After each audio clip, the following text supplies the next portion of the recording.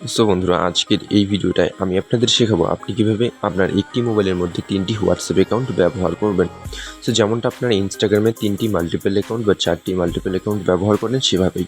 So দেখতেই পাচ্ছেন ডান কোনায় 3 ডট আইকন রয়েছে, সেখানটাতে ক্লিক করে সেটিংয়ের উপরে ক্লিক করুন। ডান সাইডে দেখতে পাচ্ছেন একটি অ্যারো, এখানটাতে একবার ক্লিক করে অ্যাড অ্যাকাউন্টের উপরে ক্লিক করুন। এখানে ক্লিক করার পরে আপনি কিন্তু একটি হোয়াটসঅ্যাপের মধ্যে অনেকগুলো অ্যাকাউন্ট ব্যবহার করতে পারবেন।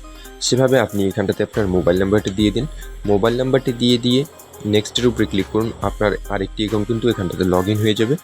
সো আমার মোবাইলে যেহেতু একটি সিম রয়েছে, সো আমি একটি সিমই যেহেতু ব্যবহার করি, সে কারণে আমার একটি হোয়াটসঅ্যাপই কিন্তু আমি ব্যবহার করি।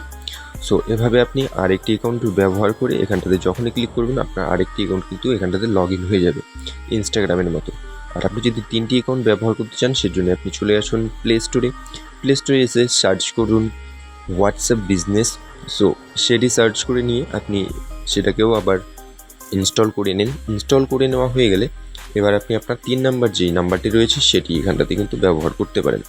সো বন্ধুরা, একটি হোয়াটসঅ্যাপে যেহেতু 2টি মোবাইল নাম্বারই ব্যবহার করা যায়, সে কারণেই কিন্তু আমাদের 2টি হোয়াটসঅ্যাপের প্রয়োজন পড়বে। সো ধন্যবাদ ভিডিওটি সম্পূর্ণটা দেখার জন্য।